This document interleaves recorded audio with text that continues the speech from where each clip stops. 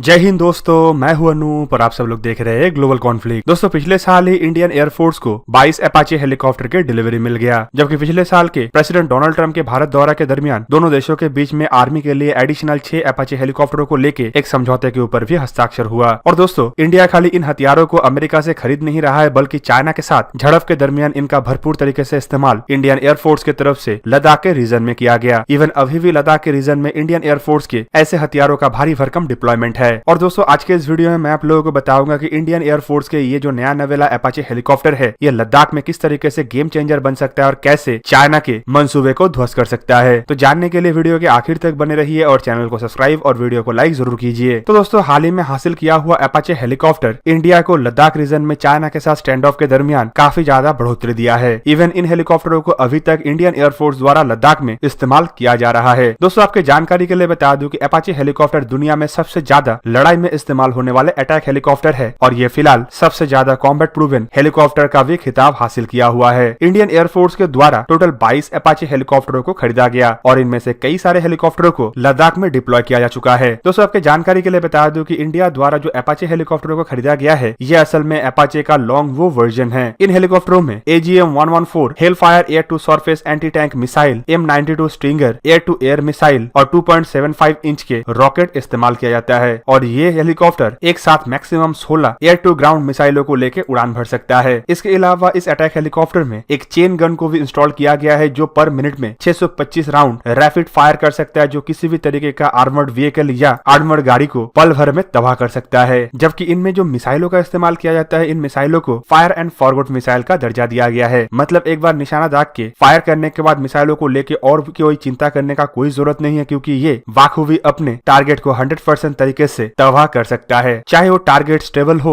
या फिर मूविंग हो। इवन इंडिया को जो हेलीकॉप्टर मिला है, वो आधुनिक इलेक्ट्रॉनिक वॉरफेयर सिस्टम से लैस होने की वजह से ये नेटवर्क सेंट्रिक वॉरफेयर को भी आसानी से अंजाम दे सकता है। इन हेलीकॉप्टरों के पास एक हाई पावर टर्बोशैफ्ट इंजन है, जो कम से कम हेलीकॉप्टर को 284 किलोमीटर पर आवर की स्पीड दे सकता है। दोस्तों, आपकी जानकारी के लिए बता दूं कि इन हेलीकॉप्टरों को all weather all condition helicopter कहा जाता है, इसीलिए ये किसी भी वेदर में, किसी भी ऑल्टीट्यूड में और किसी भी कंडीशन में फ्लाई कर सकता है। इवन ये हेलीकॉप्टरों के पास नाइट फ्लाइंग कैपेबिलिटी भी है और रात में खाली फ्लाई नहीं, बल्कि ये दुश्मन के ऊपर ताबड़तोड़ हमला भी कर सकता है। हेलीकॉप्टरों के पास इंफ्रारेड नाइट विजन सेंसर होने की वजह से ये दिन और रात दोनों ही समय में सेम कैपेबल होता है। दोस्तों, अपाचे हेलीकॉप्टर के इतिहास को देखें तो ये काफी बेहतरीन कारनामों को अंजाम दे चुका है। 1986 में इन हेलीकॉप्टरों को यूएस फोर्सेस द्वारा पहली बार दुनिया के सामने लाया गया था, लेकिन 5 साल के बाद ही हेलीकॉप्टर ने अपने कारनामा 1991 में दिखाया, जब इराक के वॉर के दरमियान सिर्फ 278 हेलीकॉप्टरों ने 500 से अधिक आर्मर्ड व्हीकल और टैंकों को तबाह किया था। दोस्तों, इस मिशन में सिर्फ एक ही हेलीकॉप्टर क्रैश हुआ था और वो भी दुश्मन के रॉकेट प्रोपेल ग्रेनेड की वजह से, पर बाकी एक भी हेलीकॉप्टर को कोई भी नुकसान नहीं हुआ था। दोस्तों, ये हेलीकॉप्टर के सुनहरे दौर का खाली शुरुआत था और तब से ही अपाचे हेलीकॉप्टर को दुनिया के सबसे घातक अटैक हेलीकॉप्टर का दर्जा मिला हुआ है। पर दोस्तों, तब से लेके अब तक हेलीकॉप्टरों को आधुनिक जमाने के साथ तालमेल बैठाने के लिए कई बार अपग्रेड किया जा चुका है। दोस्तों, 1986 के अपाचे AS-64 अब 21वीं शताब्दी में AS-64F वर्जन में भी तब्दील हो चुका है, जिनमें आधुनिक डिजिटल फ्लाइट डिस्प्ले, GPS और रडार नेविगेशन के साथ साथ modern base data link system भी है। पर दोस्तों, इन हेलीकॉप्टरों के सभी वर्जनों में सबसे घातक वर्जन है लॉन्ग बो वर्जन। और दोस्तों, ये लॉन्ग बो मतलब हेलीकॉप्टर के ऊपरी हिस्से में लगे हुए गोल आकार का एक सेक्शन है, जो एक तरीके का रडार सिस्टम ही है, जो रडार गाइडेड मिसाइलों को अपने टारगेट तक पहुंचने में मदद करता है। इवन लॉन्ग बो की मदद से AGM-114 मिसाइलों को 5 माइल के डिस्टेंस से भी टारगेट को पिन पॉइंट एक्यूरेसी के साथ हिट कराया जा सकता है। इवन दोस्तों, आपके जानकारी के लिए बता दूं कि लॉन्ग बो की मदद से ये हेलीकॉप्टर किसी भी पहाड़ी या पेड़ के पीछे छुपे रहते हुए मल्टीपल टारगेटों को एक साथ एंगेज कर सकता है। मतलब दुश्मन के लाइन ऑफ फायर के बाहर रह के भी ये हेलीकॉप्टर एक साथ कई सारे टारगेटों को खाली ट्रैक नहीं, बल्कि उसे ध्वस्त भी कर सकेगा। और दोस्तों, इन हेलीकॉप्टरों के इन्हीं कैपेबिलिटीज की वजह से हेलीकॉप्टरों को खाली अमेरिका नहीं, बल्कि अमेरिका के अलावा ब्रिटेन, इजराइल, ऑस्ट्रेलिया जैसे कई सारे अन्य देशों की तरफ से भी इस्तेमाल किया जाता है। पर दोस्तों, short range surface to air मिसाइलों का डेवलपमेंट के बाद ऐसे अटैक हेलीकॉप्टरों के परफॉर्मेंस को लेकर कई बार सवाल उठ चुका है। और सवाल ये है कि घातक शॉर्ट रेंज पोर्टेबल और shoulder fire surface to air missile जब से दुनिया में इस्तेमाल में आया है, तब से ये भी सवाल है कि क्या अब ऐसे हेलीकॉप्टरों के रोल लिमिटेड हो जाएगा और ऐसे हेलीकॉप्टर इतना ज्यादा घातक नहीं रहेगा।